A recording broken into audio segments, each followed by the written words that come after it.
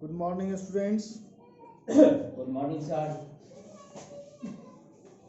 आज का लेसन है क्लास 6 के लिए मैथ्स में सिमेट्री। बोर्ड पर आपका लिखा हुआ है सिमेट्री। सिमेट्री, सबसे पहले हम सिमेट्री के बारे में आपको रील करते हैं। The world is full of the beautiful things. ऐसा वर्ड जैसे किसी भी चीज को आप देखते हैं वह देखने में कैसा लगता है, बिल्कुल सुंदर लगता है, लेकिन उसको अगर हाफ कर दें और एडजेक्ट टू इक्वल पार्ट्स में डिवाइड करते हैं और वह डिवाइडेशन ऐसा हो कि एक दूसरे से, अगर एक पार्ट है तो एक दूसरे के बराबर हो, इक्वल शेप और साइज में हो, यानी एक दूसरे के ऊपर रख दिया जाए तो वह छुप जाए। जैसे एग्जांपल के तौर पर आप ये डस्टर को ले लीजिए। अगर डस्टर में सिमेट्रिकल प्रभाव देखना चाहते हैं, सिमेट्रिकल इफेक्ट देखना चाहते हैं, तो इस डस्टर को इक्वल टू पार्ट्स में डिवाइड कर दीजिए, तोड़ दीजिए, और तोड़ने के बाद एक हिस्सा जो है दूसरे हिस्से के ऊपर रख दीजिए और बिल्कुल वह इक्वल हो जाए तो कहा जाएगा कि यह सिमेट्रिकल है। आप इस बुक को ले लीजिए और इसके ठीक बीच से डिवाइड कर दीजिए। आप एक पार्ट जो है दूसरे पार्ट पर रख दीजिए तो दूसरा छुप जाएगा। तो इसी को हम क्या कहते हैं, सिमेट्रिकल कहते हैं। अब इसमें जो पॉइंट है उस पॉइंट को हम बता दें लीनियर सिमेट्री, यानी एक पॉइंट होता है linear symmetry. A figure is said to be have the linear symmetry if there exists a line that can be drawn such that the image one side considers with the image on the other side of the line. It is also referred to the flip, FLIP, यानी lateral symmetry और mirror image symmetry। यहाँ पर एक figure हम बताते हैं। एक circle है और इस सर्किल में ये मान लीजिए कि सर्किल है और सर्किल का एक सेंटर है, ठीक है। अब आप इस कहीं से भी सेंटर होते हुए लाइन को ड्रॉ करते हैं और इसको पार कर जाते हैं तो आप देखेंगे कि ये जो पार्ट है दो इक्वल पार्ट में डिवाइड हो गया। अब ये जो लाइन है, जितना भी लाइन ड्रॉ करेंगे वह टू पार्ट्स में इक्वल होना शुरू हो जाएगा। अगर हम यहां से इस लाइन को ड्रॉ करते हैं तो इधर भी दो पार्ट हो गया। अगर यहां से करते हैं, है ना, तो ये भी दो पार्ट हो गया। इधर से करते हैं तो ये भी दो पार्ट हो गया। यानी एक लाइन ऐसा है जो उस फिगर को कहीं से सेंटर होते हुए ड्रॉ करते हैं तो वह क्या हो जाता है, टू इक्वल पार्ट्स में डिवाइड हो जाता है। अनलिमिटेड लाइन ऑफ सिमेट्री, लेकिन लाइन एक ही है इसलिए उसको कहते हैं लीनियर सिमेट्री। क्लियर? अब वर्टिकल एक्सिस ऑफ सिमेट्री और हॉरिजॉन्टल एक्सिस ऑफ सिमेट्री। जैसे जो वर्टिकल की चर्चा हम करते हैं, वर्टिकल का मतलब होता है ये जो लाइन आप ऊपर से लेके नीचे तक करते हो ये वर्टिकल लाइन है, और इस पैरेलल की तरह ये लाइन ड्रॉ करते हो वो हॉरिजॉन्टल लाइन है। अब इसमें कहता है कि वर्टिकल जो सिमेट्री है, वर्टिकल सिमेट्री किस किस फिगर में होता है। तो यहाँ पर एक एग्जाम्पल के तौर पर हम आपको एक ट्रायंगल का नाम दे रहे हैं जिसका नाम है आइसोसेलेस ट्रायंगल। क्या नाम है? Isosceles triangle. आइसोसेलेस ट्रायंगल का मतलब होता है समद्विबाहु त्रिभुज। और इस आइसोसेलेस ट्रायंगल में जो वर्टिकल सिमेट्रिकल लाइन है वो है वन लाइन ऑफ सिमेट्री। यहाँ पर अगर हम सिमेट्रिकल लाइन ड्रॉ करते हैं तो इसको कहा जाएगा one line of symmetry. One line of symmetry वाला फिगर जो होता है और वर्टिकल है वो आइसोसेलेस ट्रायंगल। अगर आपसे क्वेश्चन करता है कोई भी, तो उस क्वेश्चन में अगर आपका right the name of vertical line of symmetry, तो आपका जवाब होगा आइसोसेलेस ट्रायंगल। ठीक है, वैसा ट्रायंगल का जो वर्टिकल लाइन ऑफ सिमेट्री हो यानी उदग्र हो, तो उसको हम कहेंगे कि आइसोसेलेस ट्रायंगल का जो लाइन ऑफ सिमेट्री है वो वर्टिकल लाइन ऑफ सिमेट्री है। क्लियर? अब कुछ ऐसा भी फिगर है जो हॉरिजॉन्टल है। जैसे मान लीजिए हम यहाँ पर एक रेक्टेंगल बनाते हैं। रेक्टेंगल का डेफिनेशन आप जानते होंगे, और नहीं भी जानते हो तो बुक से आप देख लेंगे। A quadrilateral having opposite sides are equal, यानी each length, each angle right angle। तो यहाँ पर जो अपोजिट साइड है वो इक्वल लेंथ का है, तो इसमें हॉरिजॉन्टल और वर्टिकल दोनों लाइन ऑफ सिमेट्री हम ड्रॉ कर सकते हैं। ये अगर हाफ करते हैं लेंथ की तरफ से, अकॉर्डिंग टू लेंथ को बांटते हैं तो यह हो जाएगा वर्टिकल, और अगर हम इसको ब्रेथ की तरफ से बांटते हैं तो हो जाएगा वर्टिकल। तो यह एक ऐसा फिगर है जिसमें वर्टिकल लाइन ऑफ सिमेट्री और हॉरिजॉन्टल लाइन ऑफ सिमेट्री दोनों हो सकता है। अब आप कह सकते हैं कि सर रेक्टेंगल में आपने बताया तो स्क्वायर में भी वही होगा। जी हाँ, स्क्वायर में भी स्क्वायर का डेफिनेशन होता है ऑल साइड्स आर इक्वल। ठीक है, यहाँ आप देख रहे हैं स्क्वायर में ये तो वर्टिकल हो गया, ये हॉरिजॉन्टल हो गया और ये वर्टिकल हो गया, लेकिन इसके साथ साथ डायगोनली भी लाइन ऑफ सिमेट्री होता है। यानी आप कह सकते हैं कि इसमें 4 लाइन ऑफ सिमेट्री है। ठीक है, और इसमें 2 लाइन ऑफ सिमेट्री है। क्लियर? तो 2 line, how many line of symmetry in A square? और आपके पास क्वेश्चन आता है कि how many line of symmetry in A square, तो आपका जवाब होगा 4 line of symmetry. How many line of symmetry in a rectangle, आपका जवाब आएगा 2 लाइन ऑफ सिमेट्री। और how many line of symmetry in isosceles triangle, तो आप जवाब दे सकते हैं 1 लाइन ऑफ सिमेट्री। और how many line of symmetry in equilateral triangle. अब यहाँ पर एक चर्चा हम करते हैं इक्विलैटरल ट्रायंगल का। ठीक है, इक्विलैटरल ट्रायंगल का मतलब क्या होता है? समबाहु त्रिभुज। ठीक है, समबाहु का मतलब क्या हुआ? All sides are equal. A triangle having all sides are equal. अगर किसी ट्रायंगल में तीनों साइड बिल्कुल इक्वल हो तो वो कहलाएगा कौन सा ट्रायंगल? Equilateral triangle. और इक्विलैटरल ट्रायंगल में जो लाइन ऑफ सिमेट्री होता है वह ऐसे होता है। यानी how many line of symmetry in equilateral triangle, तो आप जवाब दे सकते हैं 3 लाइन ऑफ सिमेट्री। क्लियर? तो इस तरह से हम आपको ये फिगर क्लियर कर दिए कि अगर how many line of symmetry in a rectangle, how many line of symmetry in a circle, how many line of symmetry in a rectangle, तो आपका जवाब होगा।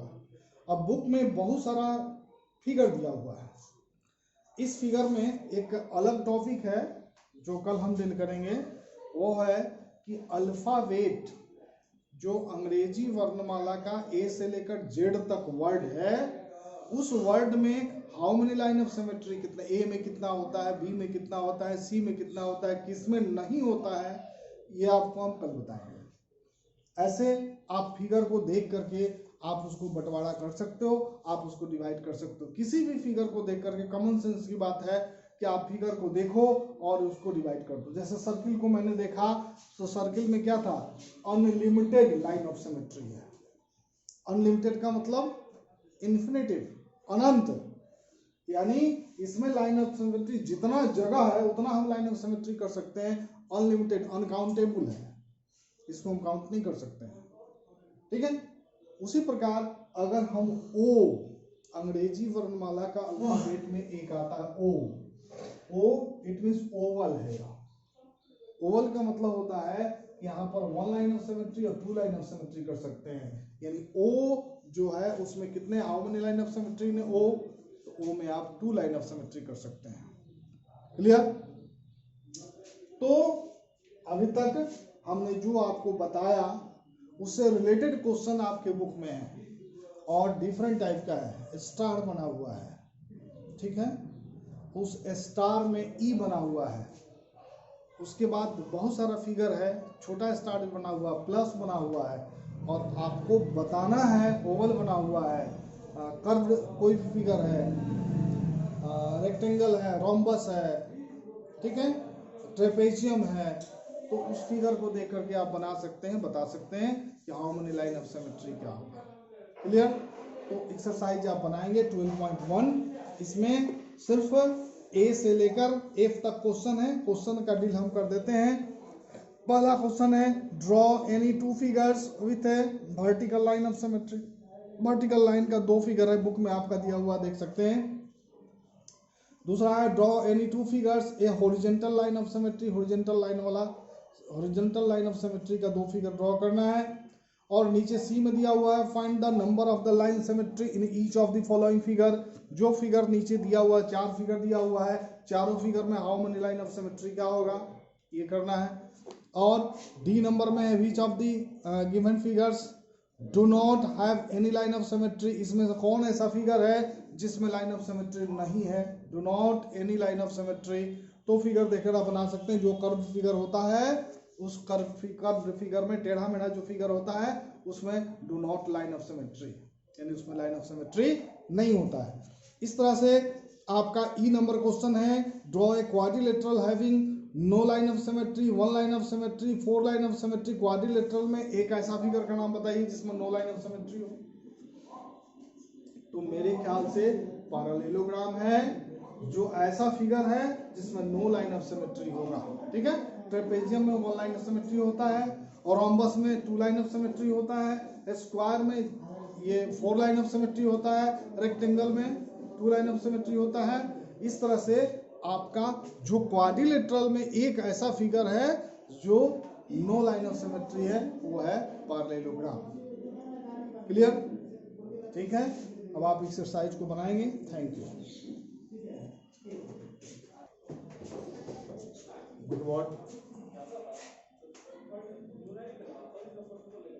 Good morning students. आज क्लास 6 के बच्चे ध्यान देंगे। आपको प्रीवियस क्लास में पढ़ाया गया था हिंदी में आप भले तो जग भला, उसी को आज कंटिन्यू करेंगे, समझे। उसी को आज कंटिन्यू किया जाएगा। आधा पढ़ाया गया था, आधा शेष भाग अभी पढ़ाया जा रहा है। तो शीर्षक था आप भले तो जग भला, यानी कि हम ठीक है तो दुनिया ठीक है, हम अगर बुरा होंगे तो हमको बुरा दिखेगा, हम अपने आप को अच्छा रखेंगे तो दुनिया अच्छा दिखेगा। तो उसी पर हम पढ़ाए थे, तो आज इसको आगे बढ़ेंगे। दिया है कि पर आपने आपके लिए तो ऐसे मौके पर दादू की पंक्तियाँ गुनगुनाना लेना बड़ा कारगर होगा। निंदक बाबा वीर हमारा, निंदक बाबा वीर हमारा, बिन्ही कौड़ी बहे बिचारा, आपन डूबे और तो तारे, ऐसा प्रीतम पार उतारे। इसका अर्थ है कि अगर निंदक जो है वो अवगुणों को, हमारी गलतियों को, हमारे अवगुणों को अगर उजागर करता है तो इसमें बुरा नहीं मानने की बात है। आपको उसका उपकार मानना चाहिए कि अब हमारे अंदर की जो खामियां हैं उसको वो दिखा रहा है ताकि हम सुधार ला लें।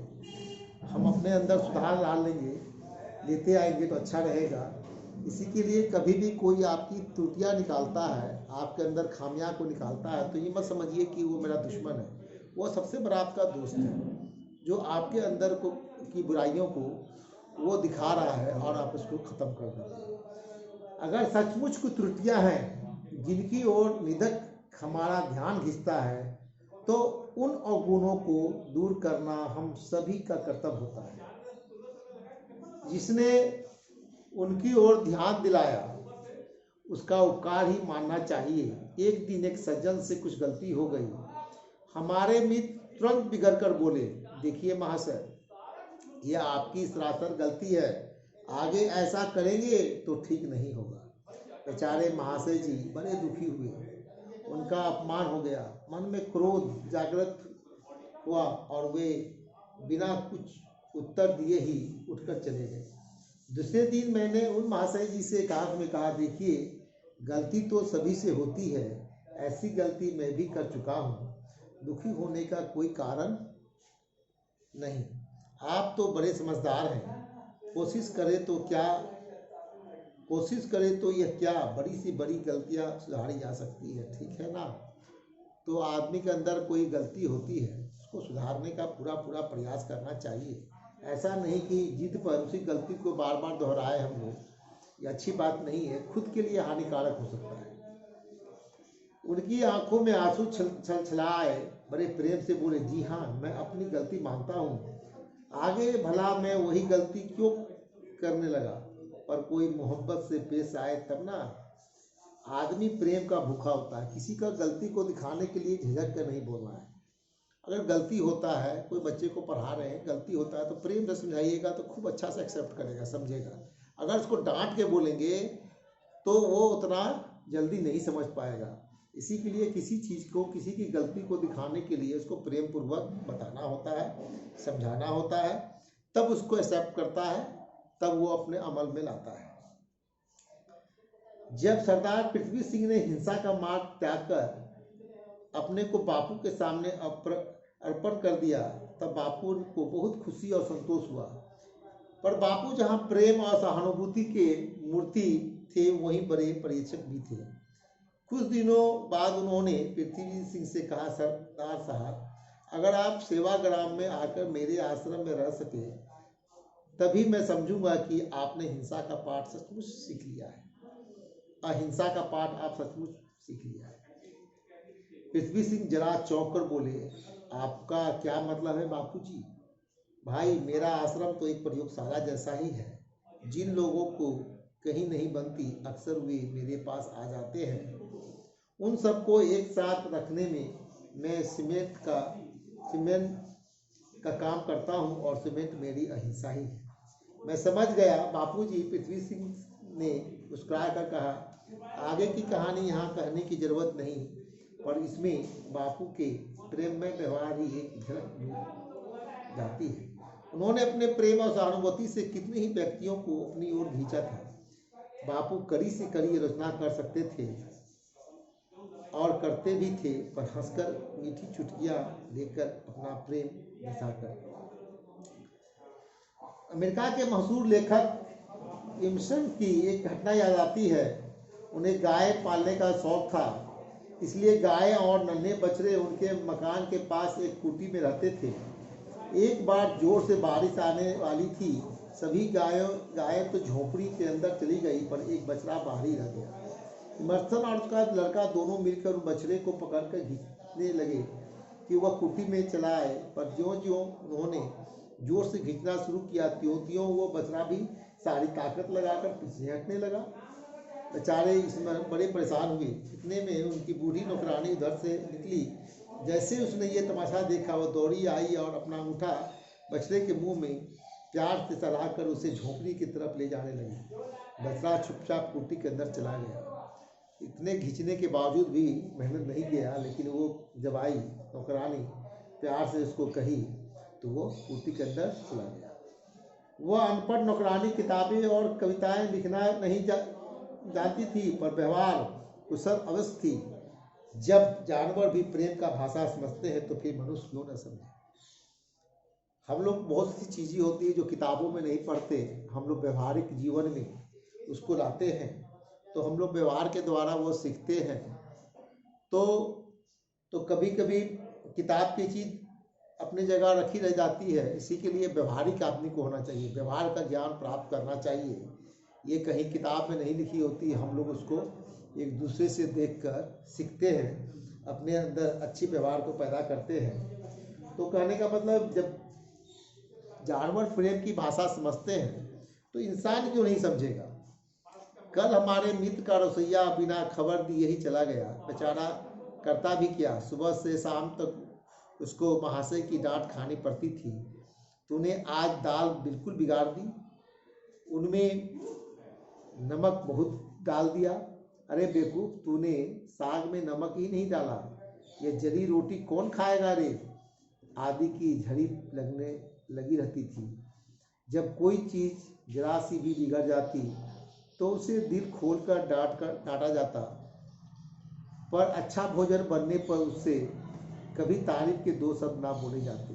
वाह, तारीफ कर देने से क्या उसका दिमाग चढ़ जाएगा। मेरे मित्र कह देते ठीक है, तो वह भी आदमी ही, उसके भी दिल है। बेचारा कुछ रुपये का नौकर यंत्र नहीं बन सकता। तंग आकर भाग जाने के सिवा उसके पास और क्या था। नौकर खाना बना रहा है, गलत हो जा रहा है, तो उसको प्यार से समझाइएगा तो वो समझ जाएगा और दोबारा ऐसा गलती नहीं करेगा। और जितना उसको डांटिएगा, झिझकिएगा, तो जो गलती वो कर रहा है उसमें सुधार नहीं आएगा और वो नर्वस हो जाएगा, और नर्वस के चलते जो काम करेगा और बिगड़ जाएगा। कोई भी काम अगर हम शांति दिमाग से सावधानी से करेंगे तो बिगड़ा हुआ काम संभल जाएगा। अगर हम नहीं करेंगे सावधानी से और मन से काम, तो बना हुआ काम भी बिगड़ सकता है। इसी के लिए किसी चीज़ को काम करने के लिए आदमी का मन और दिमाग अस्थिर होना चाहिए। कहने का मतलब यह है कि उनकी किसी से नहीं बनती, ना मित्रों से, ना ऑफिस के कर्मचारियों से और ना घर के नौकरों से। पर मज़े की बात यह है कि वे अपनी ज़िंदगी और विचारों से पूरी तरह संतुष्ट हैं। वे मानते हैं कि उनका जीवन, आचार और विचार आदर्श है। दूसरे लोग जो उनका सम्मान नहीं करते हैं, मूर्ख हैं। ग्रीस के महान संत सुकरात ने एक बात बड़े पते की कही थी, जो मनुष्य मूर्ख है और जानता है कि वह मूर्ख है, वह ज्ञानी है, पर जो मूर्ख है और नहीं जानता कि वह मूर्ख है, वह सबसे बड़ा मूर्ख है। अच्छा, तो सुकरात के इस विचार को मेरे मित्र और अपने कमरे में लिख कर टांग ले, पर उनके ये बात कहने का साहस कौन करे। इस कहानी को लिखे हैं श्री मन नारायण। ये कहानी बहुत ही मैंने शिक्षापद है, इसको पढ़िए और समझिए। अपने से एक बार आप रीडिंग लगाइए और उसको ध्यान से पढ़ के समझिए, तो आपको पता चलेगा कि आप भले तो जग भला, इसका शीर्षक का मतलब क्या हुआ, और इसको अपने व्यवहारिक जीवन में जरूर उतारिए। धन्यवाद। Good morning students.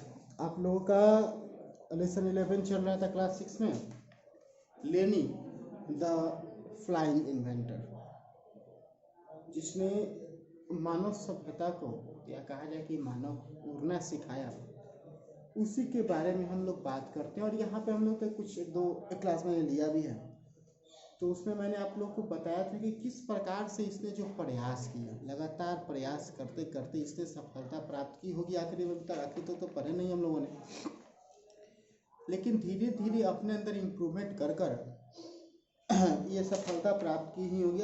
2 अटैम्प्ट तो मैंने पढ़ाए थे, उसमें से असफलता मिली थी। लेकिन आज हम लोग पढ़ते हैं तो बार बार किसमें इसकी खराबी हो जा रही थी, विंग्स में, जो पंख होते हैं उसमें गड़बड़ी हो जा रही थी। इस कारण से ये सही तरीके से नहीं उड़ पा रहा था। शायद सेकेंड पेज से ही कहानी चालू करनी थी, लास्ट से, तो वहीं से कहानी चालू करते हैं। इसने विंग्स पर काम किया। इस बार वुड एंड टिश्यू पेपर से विंग्स तैयार करता है। ये थिंग्स जो हैं, वस्तु जो है वो काफ़ी ही लाइट है, यानी कि हल्के हैं। I may get going by simply jumping off the roof, और छत पर से कूदने की कोशिश करता है। ना कहता है अगर मैं छत पर से कूदूंगा तो मैं कुछ दूर फ्लाई कर सकता हूँ इसी के द्वारा। Come on over, I need a witness, set Lenny. लेनी ड्यूटी को फ़ोन करता है और कहता है कि तुम चश्मदीद रहोगे, विटनेस रहोगे, और I am on the way, said Rudy. Rudy कहता है कि ठीक है, मैं जल्दी ही आता हूँ। When Ruddy arrived, Lenny was already up on the roof. जब रडी आता है तब तक लेनिन पहले से ही छत पे जा चुका है। टेक ऑफ के लिए तैयार है। हिलियस लुकिंग पिंक विंग्स, देखने से गुलाबी तरीके के पंख दिख रहे हैं, ये फ्लाई करने के लिए तैयार है। पिंक विंग्स लाफ्टेड रडी, हंसने लगता है। ये this is the stuff I had left over from when I invented the giant pig robot we used on hello and last year set Lenny. Lenny कहता है कि जो मैंने लास्ट ईयर रोबोट बनाया था उसी में से इसे निकाला है, क्योंकि वो भी सक्सेस नहीं हो पाया था।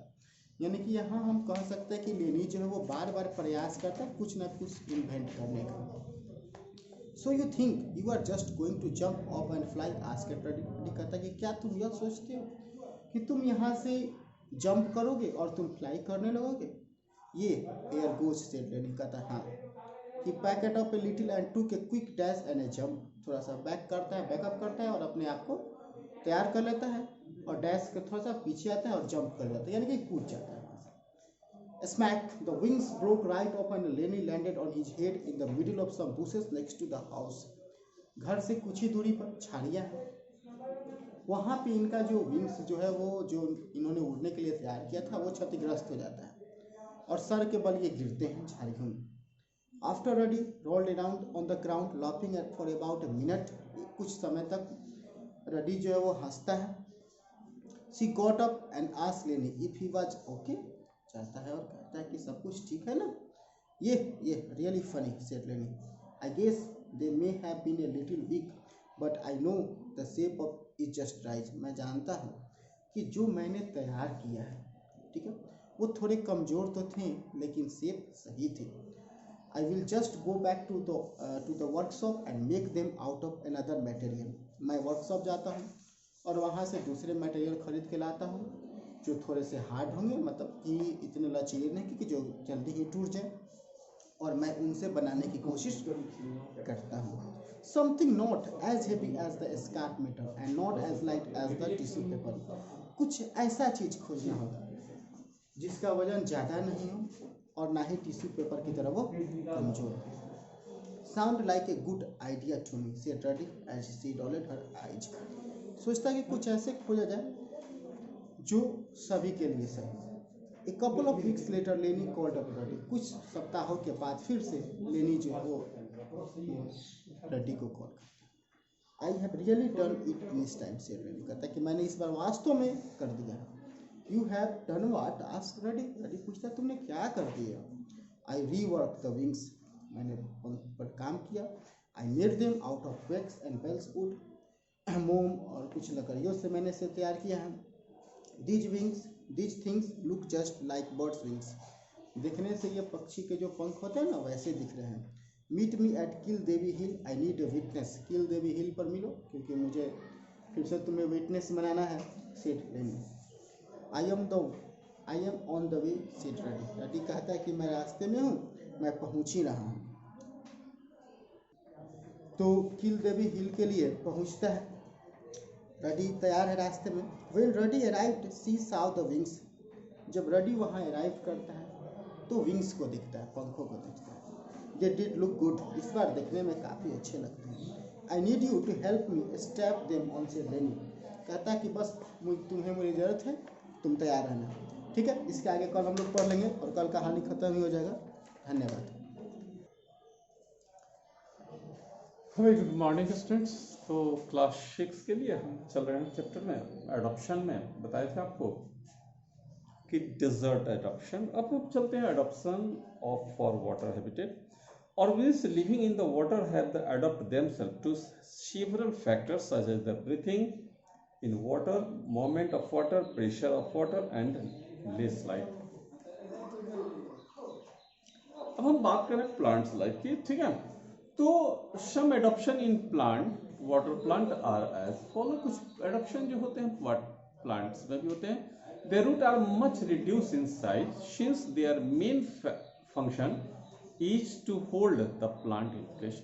इसके जो रूट होते हैं वो थोड़े लंबे होते हैं, ठीक है, और ये ज्यादा फंक्शंस करते हैं। Their stem are long and narrow. इसके स्टीम क्या होते हैं? लंबे और पतले होते हैं। And withstand water current without getting damage. और बिना डैमेज के क्या होते हैं? वाटर के करंट को फॉलो कर लेते हैं। Stem have air space enable to float able to the plant to float. इसके जो स्टेम होते हैं उसमें एयर स्पेस होता है, जिसका ये क्या होता है, फ्लॉट करते हैं। Floating leaf are large and flat. Floating leaf जो होती है बड़े और चौड़े होते हैं।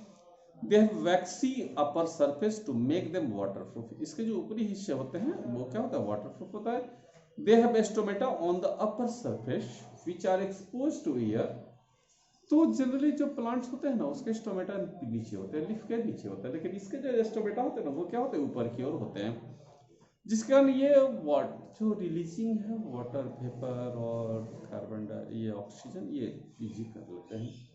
Submarine leaf are long and narrow with the strand of water current without getting damaged for।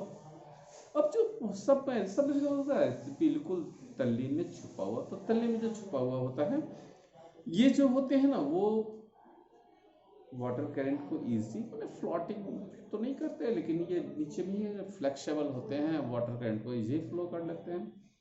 Animal life की बात करें तो some adoption in the fish and some are other water animal are as follow.